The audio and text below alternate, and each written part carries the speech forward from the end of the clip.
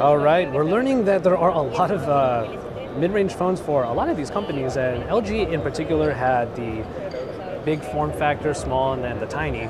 And now we're at the Samsung booth, and we're taking a look at the smallest of the Galaxy line. This is the Galaxy Young. So, it's Joshua Vergara from Android Authority. What's going on, everybody?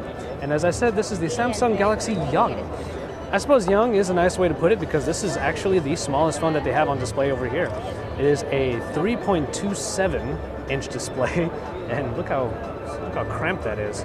I did do a review of the S3 Mini, the Galaxy S3 Mini, and it was honestly a very nice phone, but it looks like they're even going a little farther or further with the size of the Galaxy Young and the specs underneath.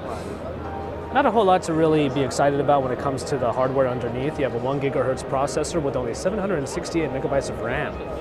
The battery is 1300 milliamp hours, and if the Galaxy S3 Mini was any indication, you're going to get quite a lot of battery life out of this because the internals don't need to be powered by such a large battery.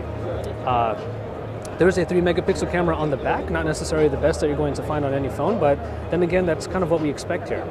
One cool thing about it though is that we're seeing that a lot of these mid-range to lower tier phones have Android 4.1 Jelly Bean on them, which is actually pretty cool. You don't have to settle for an earlier version of Android. You can still get some of the best that Android has to offer in the slightly older but still new version of Jelly Bean. So that's just the Samsung Galaxy Young. Let me just show you what it looks like in the hand. This is my left hand even, and I have no problems gripping this or even feeling like it's going to be slipping out of my hand. It does still have that pretty trademark Samsung plasticky feel. This silver lining over on the sides. Easy to get to literally any part of the phone just from a neutral grip. So there's really no problem on the handling there.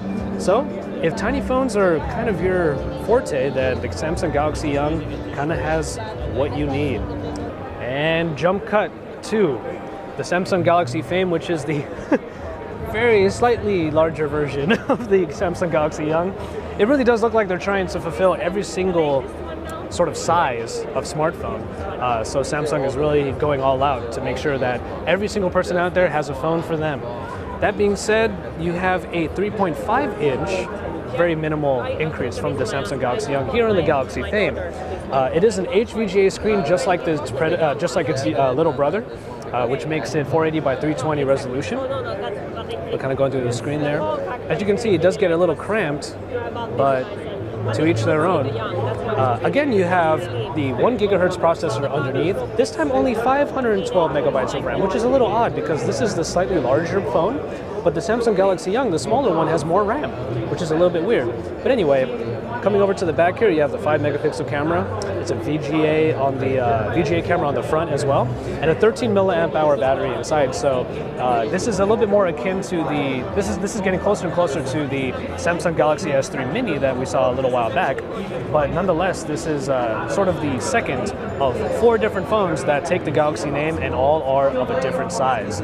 So, kind of taking a look at these phones. Once again, this is the Samsung Galaxy Fame.